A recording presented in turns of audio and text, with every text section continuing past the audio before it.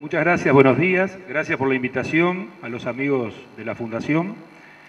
Yo les quiero decir que muchas de las cuestiones que se fueron planteando, y arranco desordenado con la charla, están resueltas en la legislación actual, tanto nacional como la provincial, cuyo código de faltas me ha tenido como autor técnico en la provincia de Santa Fe. O sea, me parece que es bueno que se analicen los ámbitos normativos adecuadamente, porque de lo contrario se inicia un debate generado en una sensación que está dada por la ineficiencia en la ejecución de las normas.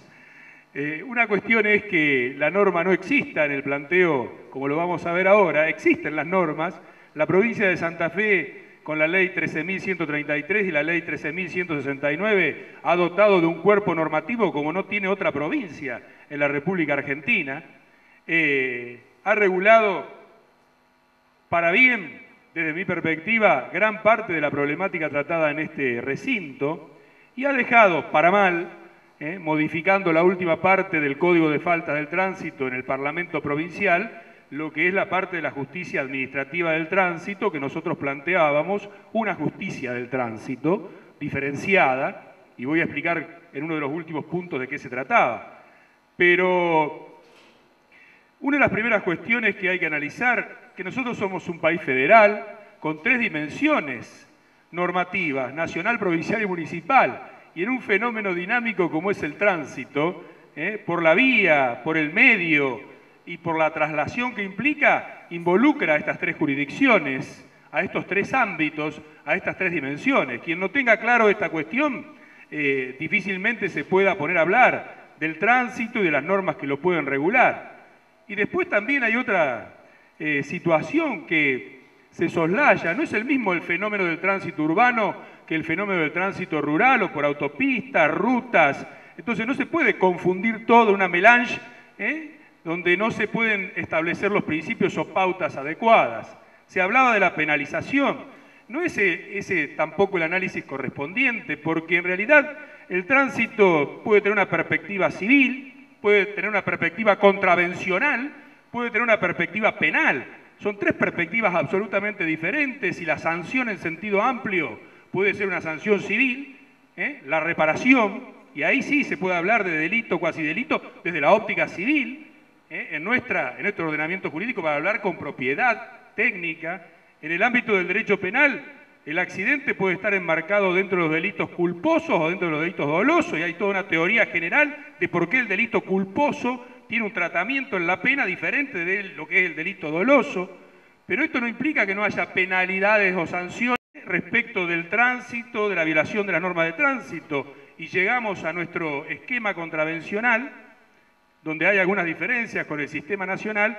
La contravención también tiene penalidades, está bien, no es la pena de prisión, porque expresamente nosotros suprimimos el arresto en la provincia de Santa Fe.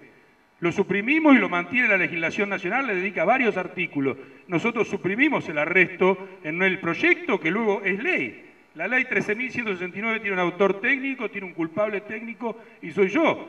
Tiene muchos problemas, pero ha significado un avance enorme. Tanto es así que el decreto 437 del 2011 en la Nación toma el sistema de penalidades que se estableció en la provincia de Santa Fe como modelo, que todavía resulta ciertamente incompleto. O sea, hay un problema de eficiencia de la norma, o sea, en la aplicación de la norma, en el control del Estado, en la infraestructura vial, en el desarrollo, en el diseño, en la práctica diaria, hay un problema, pero no en el esquema jurídico.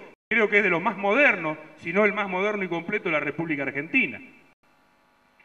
Después hay otra cuestión, los diversos ámbitos. Bueno, el tránsito enfrenta el ámbito del control, que es allí donde está la eficiencia o ineficiencia del traslado de la estructura normativa a la realidad. El control, quién lo lleva adelante, cómo se lleva adelante, tiene vicio, no tiene vicio, es suficiente, es insuficiente. Luego tenemos una esfera que es la administrativa, o sea, el tratamiento de la infracción en sede administrativa.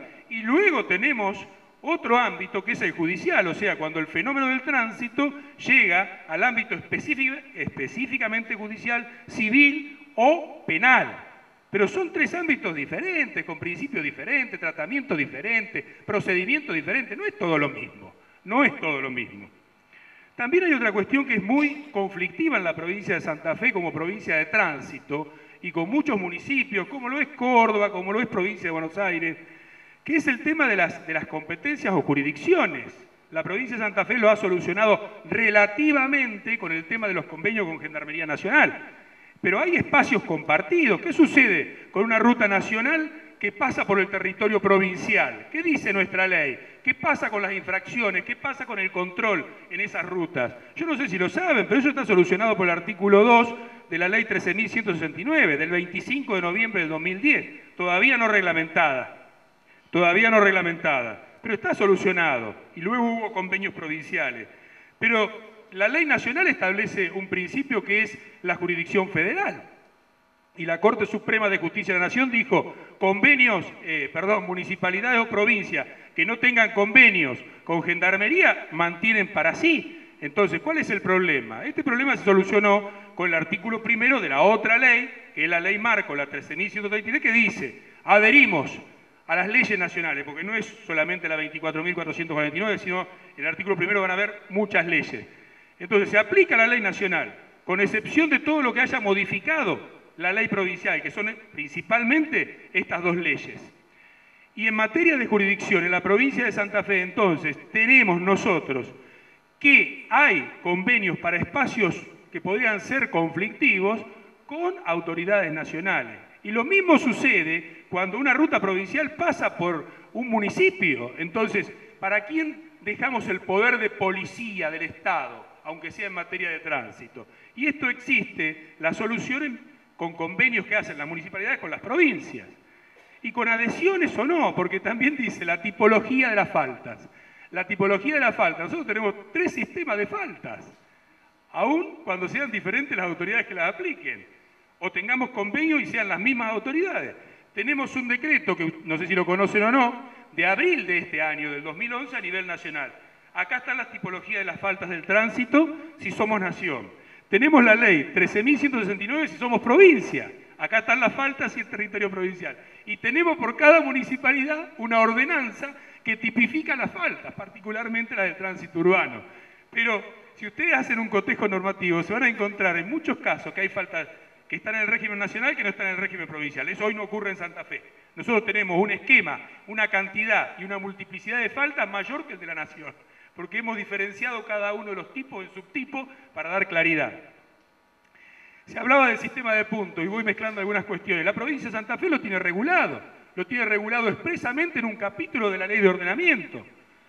Y el sistema represivo nacional contravencional este que acabo de mencionar tiene para cada falta la quita de puntos correspondiente, o sea que la República Argentina tiene una ley nacional que en cada falta le quita un punto, 2, 4, 5 o no le quita ninguno. Aquí hubo una discrepancia. Nosotros en el Código de Faltas, cuando elevamos el proyecto, también hicimos ese sistema. Y en la legislatura se lo sacó al Código de Faltas y se lo dejó al sistema de puntos con una regulación de principios en la Ley General, la 13.133, para luego reglamentarlo. Yo digo, si me entienden, bien. Trato de ser lo más claro posible. Yo voy a ir avanzando algunas cuestiones para ustedes observen lo problemático en la redacción también.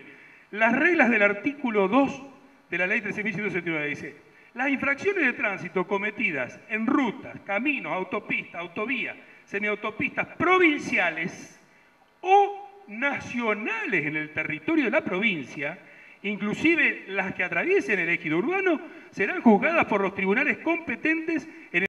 ¿Cuáles son entonces los tribunales competentes en el marco de la legislación vigente? Lo que se quiso decir acá es que iba a ser juzgado por una justicia del tránsito provincial. Pero luego se modificó todo este esquema en el Código del Tránsito y se dejó una justicia administrativa. Y no es lo mismo la justicia administrativa, porque no es justicia, es en realidad el poder administrador que a través de un órgano administrativo, pseudo jurisdicción administrativa se la llama, pero no es justicia. Entonces nosotros queríamos separar el juzgamiento de las conductas de los individuos porque entendíamos que juzgar conducta es solo para los jueces naturales de la Constitución. Entonces decíamos, esto tiene que tener 2 etapas. La el procedimiento de comprobación que terminaba en sede administrativa con el pago o con la remisión a una autoridad judicial de justicia del tránsito para que lo juzgue, con el derecho de defensa, con la posibilidad de cuestionar los sistemas de tránsito inteligente, la fotomulta, etcétera, etcétera, etcétera, ante un juez. Entonces, nosotros decíamos, con esto damos claridad y transparencia al sistema. La autoridad administrativa tiene el derecho de controlar, tiene el derecho de imponer la multa. Yo no la pago, voy a ser juzgado, porque digo que está mal, que es un invento, que la chapa estaba cambiada, que todas las cosas que ustedes saben, los atropellos, que el auto era mellizo, que se han cometido, voy a la sede judicial, porque acá hay un principio. El principio es que el individuo tiene derecho a ser juzgado por sus jueces naturales. Entonces, si alguien va a juzgar mi conducta, yo quiero estar en igualdad de condición con el Estado. El Estado me acusa o me pretende imponer una multa o infracción y vamos a discutirlo en sede judicial propia. Pero la mayoría de los casos iban a terminar con el pago de la multa, con el beneficio del 50% de pago voluntario, etcétera, etcétera. Entonces, estas normas que atribuyen jurisdicción a los tribunales de la provincia, hoy podrían ser cuestionadas de inconstitucionales. Porque yo digo, estoy en una ruta nacional y usted pretende juzgarme, pero encima me pretende juzgar por un juez administrativo de faltas del tránsito, que en definitiva es el mismo Poder Ejecutivo o el Poder Administrador que me está imponiendo la multa. No sé si me siguen en el esquema. Encima, en Santa Fe, siguiendo la orientación nacional, se reformó el Código Procesal Penal, ustedes lo saben, donde se separa el órgano de acusación del órgano de investigación y del órgano de juzgamiento. Son 3 etapas bien diferenciadas o 3 estructuras bien diferenciadas. ¿Por qué? Para garantizar esto, de que quien acusa no sea quien me juzgue, quien me imponga y permitir que fluya. No cambió la esencia de por dónde pasa el delito, hay que acostumbrarse. La Nación lo tiene ya casi hace 20 años, la provincia de Buenos Aires lo tiene hace 15 años. Nosotros venimos tarde en materia penal y con la resistencia y enfrentamientos políticos que hay, que son lógicos de un cambio estructural fundamental en una provincia, para bien, para mal, regular, pero es la adecuación al sistema nacional. Entonces, esta norma, que estaba bien concebida en el proyecto, hoy queda con sus cuestionamientos de constitucionalidad. Después hay otro punto, yo voy a ir marcando lo más rápido posible, no quiero que se aburran, porque esto es larguísimo, eterno. Ustedes imaginen que el esquema nacional, que tiene 12, 13, 14 anexos, cada anexo es un compendio, todo el esquema de señalamiento en la República Argentina también tiene una regulación profusa, enorme a nivel nacional. El tema de faltas, como lo acabo de señalar, ha tenido un desarrollo enorme, se está trabajando. Lo que no se observa es en la realidad la eficiencia de la estructura jurídica, en la aplicabilidad. Hablaban de la circunvalación, hace 26 años que cruzo, o 30 años, que transito 2 veces por semana toda la circunvalación. ¿Cuál es el problema? Que una obra que tenía que estar terminada a lo mejor en el periodo de año y medio, lleva 4, 5, 6 años con las dificultades, el acortamiento de las sendas, la falta de señalización y muchos problemas. Pero bueno, ¿qué quiero decir? También hay que ver algún aspecto positivo en el tratamiento. ¿Cuál es el aspecto positivo? A lo mejor uno no coincide con las cifras que dio el funcionario público que está actualmente a cargo de las 543 muertes. A lo mejor uno no coincide. Entonces, pero yo digo que lo estudio desde otra perspectiva puramente académica, que tampoco puedo decir estoy comprometido con una ONG que da a lo mejor 300 muertos más en la provincia en el mismo periodo, pero sí he estudiado el decenio. Y el decenio marca un gran crecimiento del parque automotor, un gran crecimiento de la población entre censo y censo y un mantenimiento de la muerte en los 700, que yo digo 700 para arriba, para abajo, pero marca que las muertes, y después digo, el fenómeno de la muerte es una parte del fenómeno del tránsito, porque es particularmente en la ruta, es la velocidad, es otra clase de choque, es otra clase de accidente. Entonces, hay una problemática muy compleja, no para definirla a lo mejor con 500 muertos, 700 muertos u 800 muertos. Esta problemática es mucho más compleja, y las estadísticas deben ser correctamente ubicadas y correctamente utilizadas. Edades mínimas para conducir. Aquí nadie dice nada de esto, pero aquí hay una contraposición importante, no solo entre la ley nacional y la ley provincial, porque la ley nacional dice que cuando se adhiere la ley provincial puede modificar pautas de la ley nacional, pero para arriba, dice lo que no puede tocar son los mínimos, Y lo que hizo la ley provincial fue elevar. Entonces, categoría C, D, E, 21 años. El resto 18 años. Y la ley nacional establece 17 y 16. Y yo me pregunto, esta dicotomía sí hace mal, llama a confusión, porque en definitiva la licencia para conducir que otorga la provincia me permite circular por todo el país, pero entonces me está dando una exigencia para conducir por todo el país que es diferente que la que existe en el régimen nacional. Y yo me pregunto, no sé si lo saben, pero hay otro problema importante. ¿Por qué 21 años? Bueno, 21 años se tomó en la ley porque los 21 años era la mayoría de edad, cuando un hombre es capaz, pleno, según la legislación básica del Código Civil, pero se modificó y ahora son los 18 años. Entonces yo me pregunto para el debate, como lo dije también en el recinto del Parlamento, ¿por qué no ir a los 18 años? Porque dice, las condiciones técnicas para conducir no son las condiciones de la mayoría de edad civil. Bueno, un criterio que a lo mejor tiene mucho más sustento que el puro razonamiento jurídico que hacía yo de 21 a 18 porque había cambiado la mayoría de edad. Entonces hay que saber escuchar en este tema a la gente que conoce mucho más que uno. Uno ve una perspectiva jurídica que es una mera perspectiva normativa muchas veces, sin conocimiento real, porque cuando es convocado para hacer las leyes, uno lo hace desde su conocimiento. ¿Y mi conocimiento cuál es? Jurídico, puramente jurídico, porque no soy ingeniero, no tengo conocimiento de seguridad vial profundo, digamos. No para la sanata ni para el poema, porque yo no vengo para el poema ni para la sanata. Lo mío es serio, estructurado y jurídico. Por eso lo hago de esta manera, ¿no?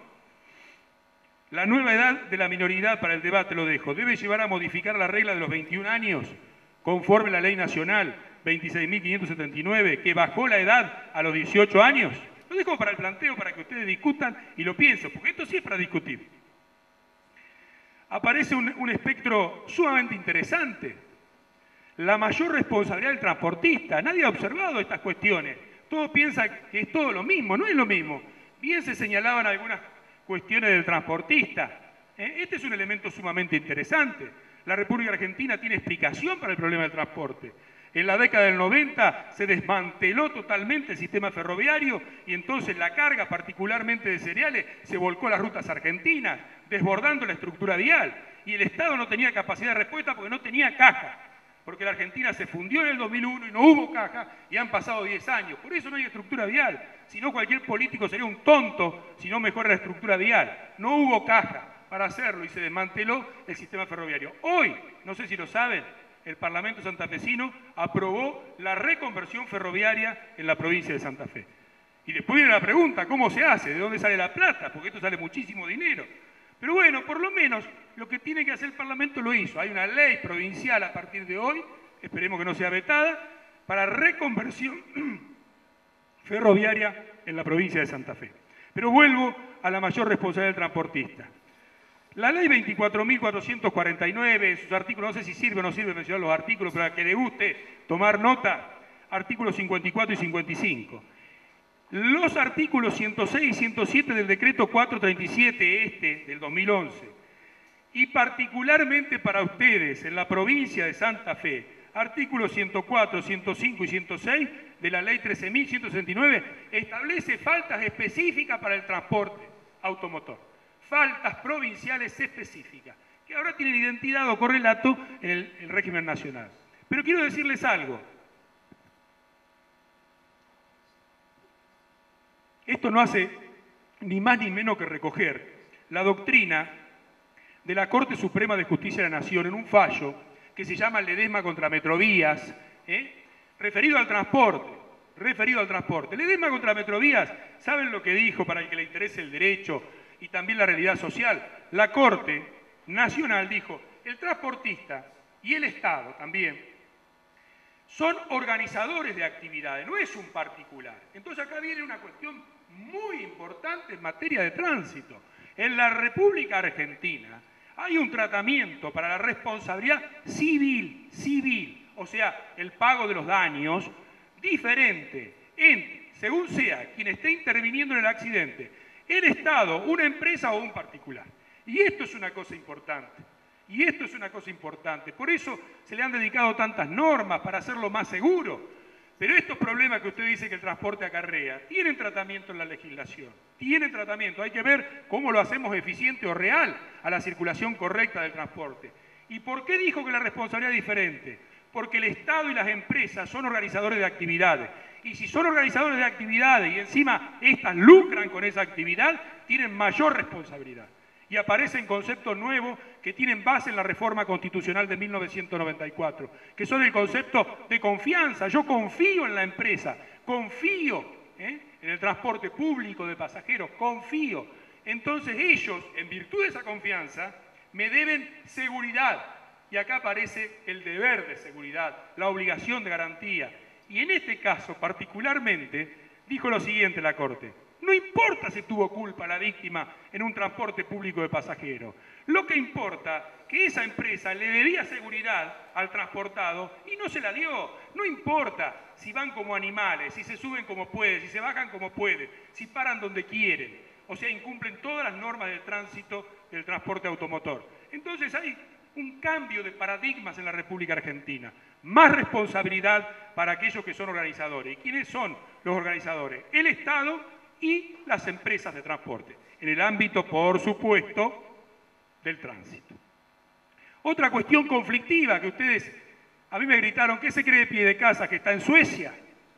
Cuando implantamos esta norma, que por suerte se aprobó. Pero digo, es para discutir, porque las normas no son para siempre. Esta no es una constitución que va a estar desde 1853 sin reforma. El tránsito es dinámico, variante, cambia todos los días y nosotros tenemos que tener la apertura intelectual para ir acomodando la norma a la nueva realidad. Digo, nosotros pusimos un artículo, yo no sé si ustedes lo saben, el artículo 64 de la ley 24.499, la ley nacional, establece un favor peatón. Frente a un accidente de tránsito hay una presunción de culpa de quien embiste un peatón. ¿Estamos de acuerdo? Un favor peatón.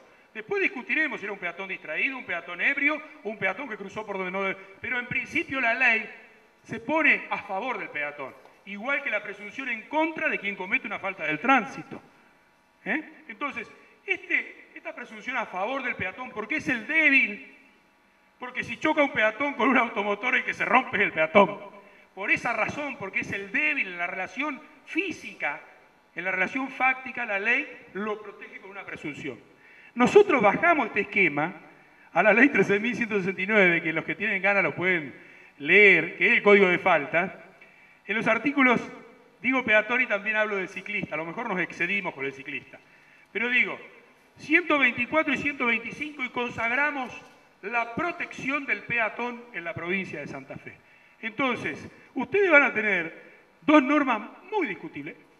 También castigamos al peatón que cruza por donde no debe cruzar. En el artículo 80 y en el 84 castigamos al ciclista que transita sin los recaudos que tiene para transitar. Los elementos reflexivos, de reflexión, digamos, para que rebote, y el casco correspondiente, los frenos, todos los elementos que la ley trae como requisito para andar en bicicleta. Pero le pusimos una falta, o sea, el peatón que cruce por un lugar que no debe cruzar tiene falta en la provincia de Santa Fe, debe pagarlo. Está bien, es cierto que por allí esto es imposible de cumplir, sancionaríamos a todo el mundo. Pero digo, la norma está para cuando se la necesite y el principio de oportunidad lo tiene que juzgar el que está aplicando la norma. ¿Me entiende lo que quiero decir? Cuando ese peatón cruzó desaprensivamente y generó un problema. Entonces allí a lo mejor es necesario tener un andamiaje normativo que me diga: discúlpeme, usted no podía cruzar por acá. Y usted tiene derecho a responderme lo que quiera, pero acá en la legislación tiene una falta. Digo, los veo a ustedes y a mí me quieren imponer una sanción por una falta que no está normativamente consagrada. Y yo les digo: mire muchacho, vayan a estudiar Derecho, después vengan. ¿Por qué? Porque a mí nadie me puede imponer una sanción por una falta que no tiene previa consagración legal. El principio de legalidad de la Constitución Nacional. Entonces, ¿es mejor que esté o que no esté? Es mejor que esté. Después el principio de oportunidad para aplicarla es el órgano de comprobación. Pero lo que llamó esa fue la norma que llamó a la reflexión irónica de uno de los legisladores del Senado. Pero las otras dos normas, dice protección al peatón. Yo digo que acá hay que discutir un principio. La ley nacional lo protege, le da una presunción a favor. ¿Vamos más allá o nos quedamos con una mera protección formal? Nosotros fuimos más allá. Esta es una sanción que no tiene el sistema nacional, dice. En los casos en que se compruebe que el conductor de un vehículo realice una maniobra que implique poner en peligro la integridad física de un peatón, será penado con multa de 150 unidades a 500 e inhabilitación de 15 días a 3 meses. Cuando la infracción sea cometida por el conductor de un automotor que por su conducción peligrosa o riesgosa haya obstaculizado la normal circulación o seguridad del ciclista o genere riesgo en su integridad física, será penado con multa. O sea, fuimos un poquito más allá. Tiene muchas críticas esto, ¿saben por qué? Porque ustedes que están mirando para colocar la infracción o para juzgar, que son el órgano de comprobación, dicen, bueno, lo puso en peligro, no lo puso en peligro, son para situaciones graves, no para cualquier situación donde hay un peatón o donde hay un conductor, pero hay muchas veces que el conductor le tira el auto encima porque está enojado, porque viene mal, porque viene con... Y otras veces es el peatón el que comete, y va a estar en ustedes, pero digo, y yo me lo planteaba, después de haber discutido mucho, si yo no tengo una u otra norma, no puedo aplicar nada, no puedo juzgar nada. ¿Qué decisión puedo tomar si no tengo sustento normativo? Cruzar por donde quiera, que total, no hay sanción. Acá están las infracciones tipificadas, para el peatón y para el conductor. La que llamó, voy a leerla así, nos distendemos un poquito. Yo siempre soy muy enfático cuando hablo, es uno de los defectos, ¿no? Creo que uno se va poniendo sordo con los años de docencia y grita más fuerte porque no se escucha, pero bueno. El peatón que circulare por la vía pública destinada a vehículos o por espacios no habilitados o fuera de la senda peatonal donde ésta existiera, o sin usar brazaletes o elementos retroreflexivos, o no cumpliera con las disposiciones legales o reglamentarias, o las que disponga la autoridad competente, será sancionado. O sea, el peatón indisciplinado, el peatón... Entonces, a ver, ustedes quieren ordenar el tránsito urbano. Y bueno, empecemos. Peatones, motocicleta, bicicleta... mayores estructuras, mejores lugares de estacionamiento, otra infraestructura vial, menos casinos y más playas de estacionamiento, a lo mejor más escuelas, más hospitales, lugares de distribución del tránsito. Si no, esto es imposible, ¿no?, de llevarlo adelante.